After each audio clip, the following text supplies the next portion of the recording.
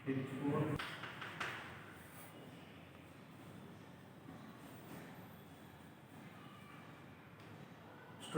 in that last part in the articles, that is omission of article.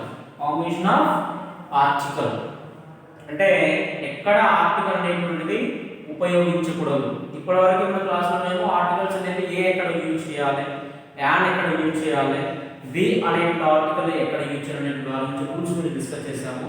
But ఇక్కడ ఏంటంటే where you not use article, ఎక్కడ article అనేది మనం ఉపయోగించకూడదు అనేటువంటి వాడి గురించి చేసినది. మరి ఆర్టికల్ రానప్పుడు ఏం చేయాలి సార్ అంటే ఆన్సర్ అవుతుంది. ఇక్కడ ఆర్టికల్ రాదు కాబట్టి ఇక్కడ మనము ఒక ఆన్సర్ అనేది ఇలా ఎక్స్ సింబల్ అనేటువంటి ఆన్సర్ క్రియేట్ చేయొచ్చు, లేకపోతే నో ఆర్టికల్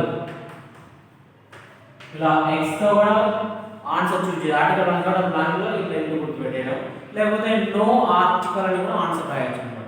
అంటే మనకి రాసేసిన ఆన్సర్స్ ఏ వస్తున్నాయి, ఏ వస్తుంది, లేకపోతే యాన్ వస్తుంది, దా వస్తుంది, లేకపోతే ఏ మూడు ఆర్టికల్ రావడం ఇచ్చారండి నో ఆర్టికల్ రాస్తే చూడకుండా బాగుంటుంది అనమాట. If you right X letter also. So ఎక్కడెక్కడ ఆర్టికల్ ఉపయోగించకూడదు అనేటువంటి వాటి గురించి ఇక్కడ మనం డిస్కస్ చేద్దామండి. Before the first one is before proper nouns we should not use any article. Before proper nouns we should not use any article. Proper nouns అంటే ప్రాథమికంగా పేర్ల ముందు ఎప్పుడు కూడా ఆర్టికల్ అనేటువంటిది రాదు. ఇలా చూసారంటే రాజు అంటున్నాడు కాబట్టి Raju dash Raju is a good boy, dash Rani is an intelligent girl, dash Rajesh is handsome boy. ఇట్లా ఇచ్చినప్పుడు మనకి ప్రాపర్ నౌన్స్ కదండి. ప్రాపర్ నౌన్స్ అంటే ఆల్రెడీ మనం discuss in the part of speech proper noun గురించి అన్నమాట. ప్రాపర్ నౌన్ ఇండికేషన్ అంటే ప్రాపర్ నేమ్ అన్నమాట. పేర్ల ముందు ఎప్పుడు కూడా ఆర్టికల్ అనేటువంటిది ఉపయోగించకూడదు in primary purpose. In secondary purpose ఒకసారి అర్థం చేసిన కంప్లైంట్స్ ఇలా మిస్టర్ రవి అని కూడా ఇవ్వచ్చు. మనకి ఈ ప్రాపర్ నౌన్ ఉంది కదండి, నౌన్ కి before mister or miss or missus, mister కానీ మిస్ కానీ మిస్సెస్ కానీ ఇలాంటివి ఉంటాయి కదండి, అవి యూజ్ చేసిన మాత్రం వాటి ముందు మనము ఏ ఆర్టికల్ అనేటువంటిది యూజ్ చేయాలి అని కూడా మనకు ఒక రూల్ ఉంటుంది అన్నమాట. అంటే ఇక్కడ అన్ని సందర్భాలు రాగలదు, కొన్ని సందర్భాలు యూజ్ చేస్తాం, కొన్ని సందర్భాలు యూజ్ చేయకూడదు అనమాట. అది సిచ్యువేషన్ బట్టి మన ఆన్సర్ అనేటువంటిది ఉంటుంది అనమాట. మిస్టర్ మీ అంటే మా వచ్చింది కాబట్టి కాన్సనెంట్ సౌండ్ కూడా ఏ తీసుకున్నాం. మిస్ అంటే ఇక్కడ మా అంటే కాన్సనెంట్ సౌండ్ కూడా ఏ వచ్చింది.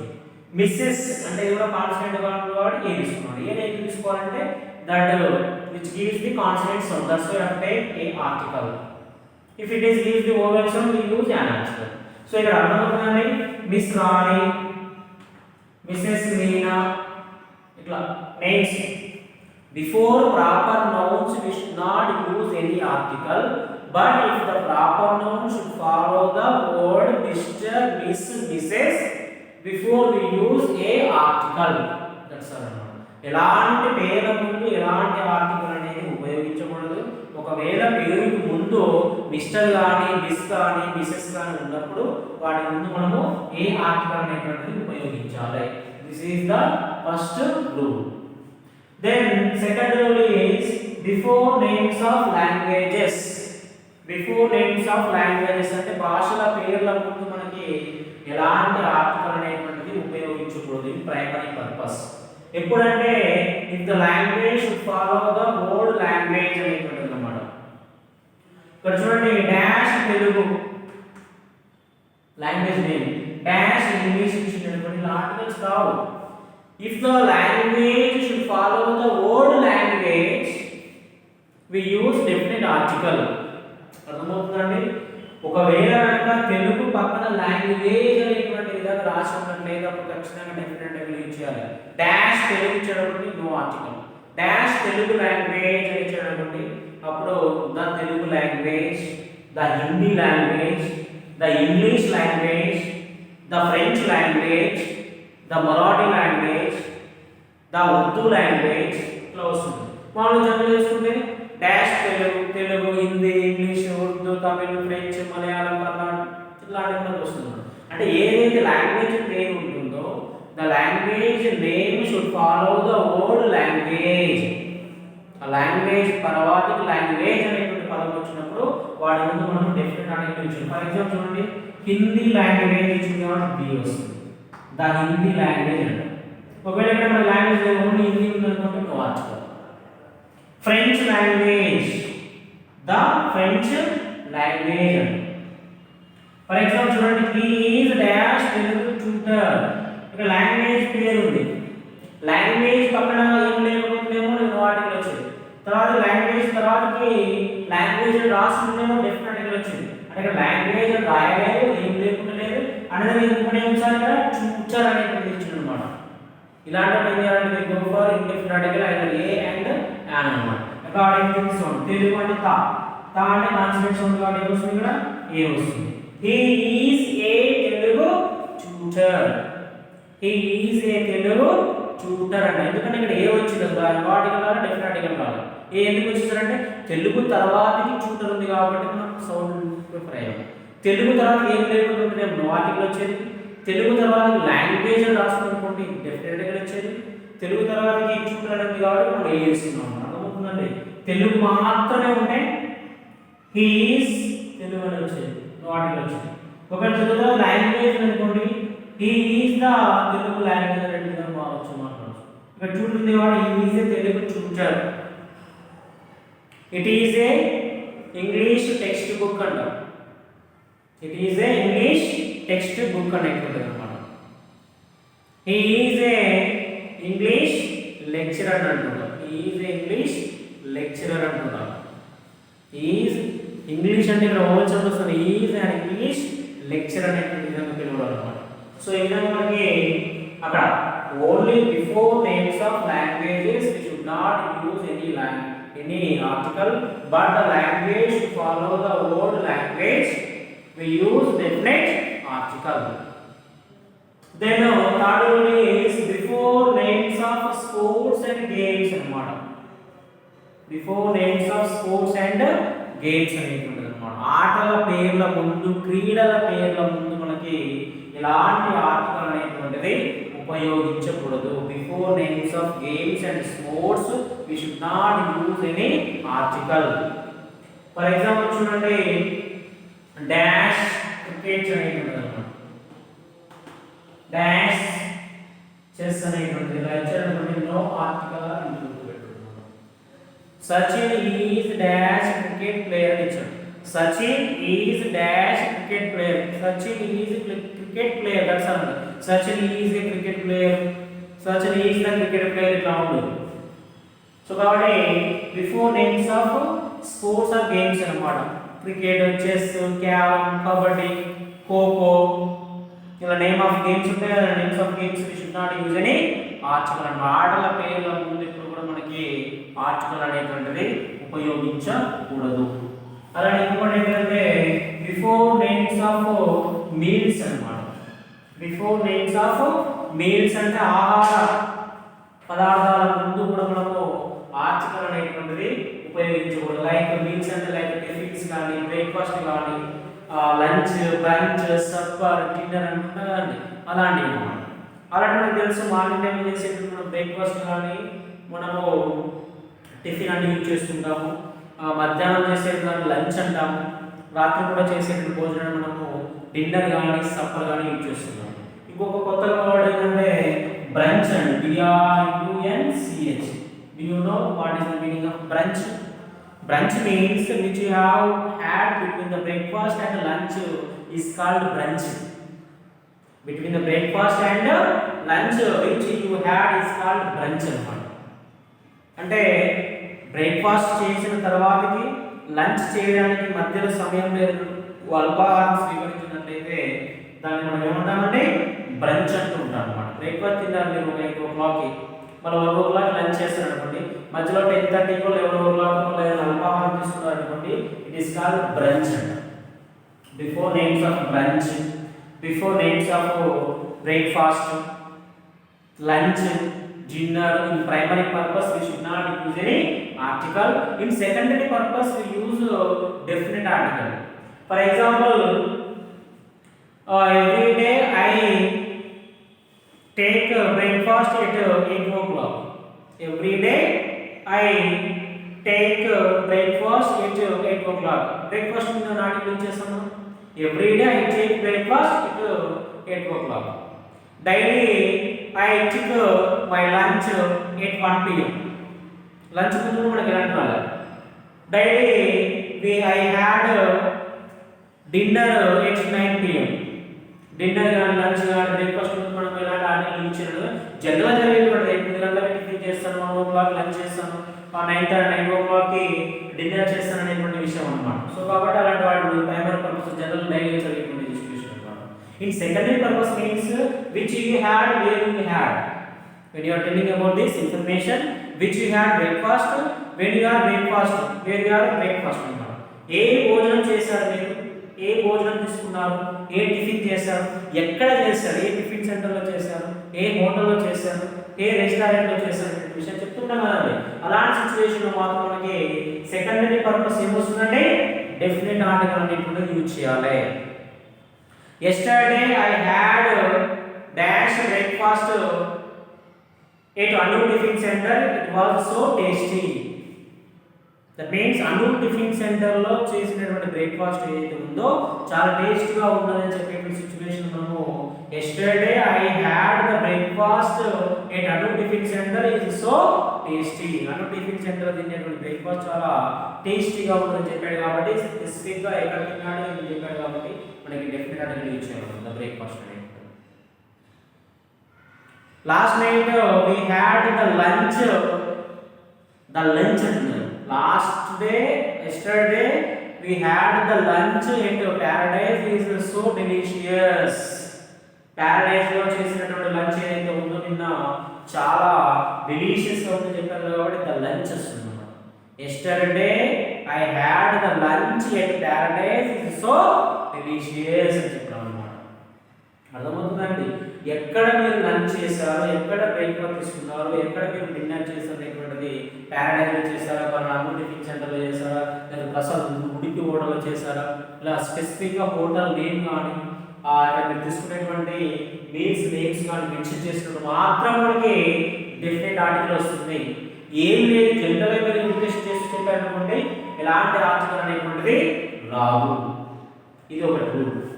And another thing, before names of diseases, before names of diseases అంటే వ్యాధుల పేర్ల ముందు, before names of diseases అంటే ఏంటంటే వ్యాధుల పేర్ల ముందు మనకి ఎలాంటి ఆర్టికల్ అనేటువంటిది ఉపయోగించకూడదు అన్నమాట.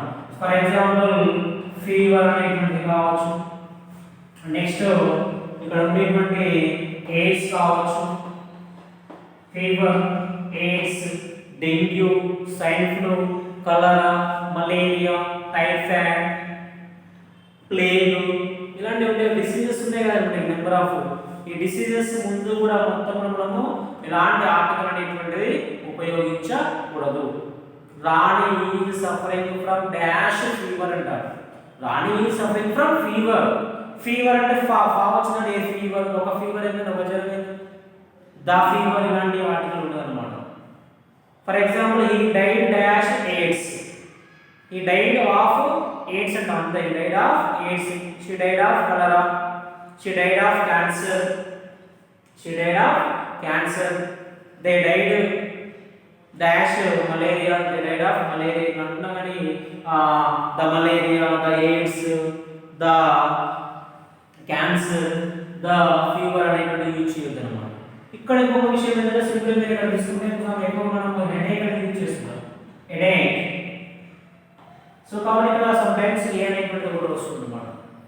Rani is suffering from a headache అన్నమాట. అంటే తలనొప్పితో బాధపడుతుంటారు కదండి జనరల్ ఇది యూజ్ చేసేది. కొద్దిగా ఇది ఒక డిసీజెస్ గా మనం కన్సిడర్ చేయం కాబట్టి ఇక్కడ మనకి ఏ అనేటువంటి, ఎందుకంటే హెచ్ఎన్ ఇక్కడ ప్రొనౌన్సియేషన్ చేస్తున్నాం కాబట్టి కాన్సనెంట్ సౌండ్ ఇండికేషన్ చేస్తుంది కాబట్టి we use a article, a headache అనేటువంటి యూజ్ చేస్తుంటాం అన్నమాట.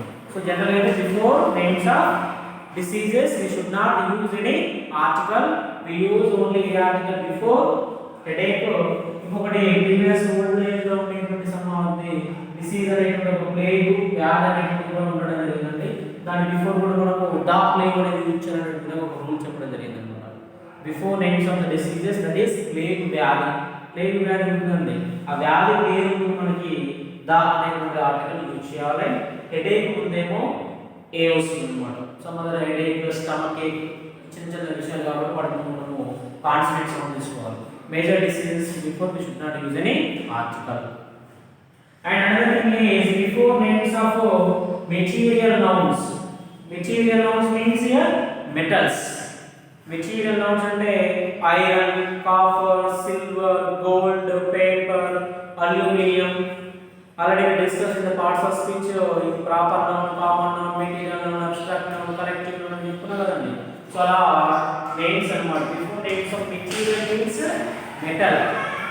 లోహాల పేర్ల ముందు మనకి డెఫినెట్ ఆర్టికల్ ఇలాంటి ఆర్టికల్ యూజ్ చేయొద్దు. In primary purpose. In secondary purpose we use definite article. For example gold is a precious metal అంటున్నాం. ప్రీషియస్ మెటల్ కాదు, ప్రీషియస్ థింగ్ అన్నమాట. బంగారం అనేది చాలా విలువైనటువంటి వస్తువు అన్నమాట. Dash gold is a precious thing.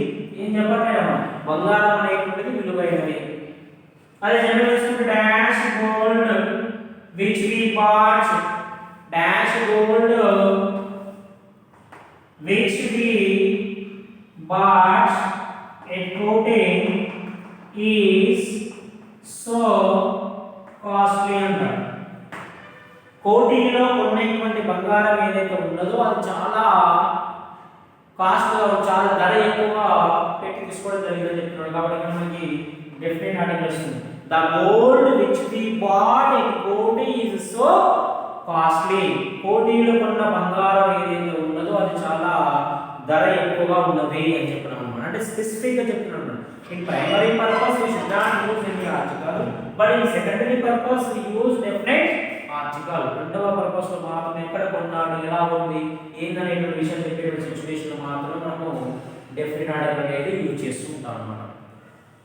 Dash paper is a useful thing, aluminium is a useful thing అనుకుంటాం. Iron is a useful metal.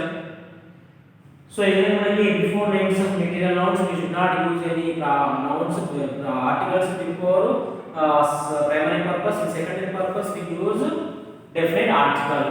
Then seventh rule is abbreviation pronounced as a word. కొన్ని letters ఉంటాయి మన words అనేటువంటి abbreviation గా పలుకుతారేమో మనకి an article తీసుకున్నాం. మనం last class లో డిస్కస్ చేసాం. MLA, MRO, MP, MDO, MEO, MBBS ఇలా చెప్పాం కదండి. సో అన్ని మనం ఎలా పలుకుతున్నామండి, లైక్ ఒక లెటర్ ని తీసుకొని పలుకుతున్నాం. ఎస్ఎస్సి, ఎస్ఐ, ఎస్పి, ఏఎస్ఐ, ఈ విధంగా మనం డిఫరెంట్ పలుకుతాం. ఇక్కడ కూడా చూడండి, ఇక్కడ అబ్రివియేషన్ ఎస్ఏఏఆర్సి, సార్ట్. ఇప్పుడు దీన్ని మనం సార్ట్ అంటామా, ఎస్ఏ అంటామా, నాలుగు ఎలా మనం చేస్తాం, మనము సార్ట్ అనే విధంగా మనం పలుకుతుంటాం అన్నమాట. ఎస్ఏఏఆర్సి అంటామా, ఎన్ఏటిఓ అంటామా, నాట్ అంటామా.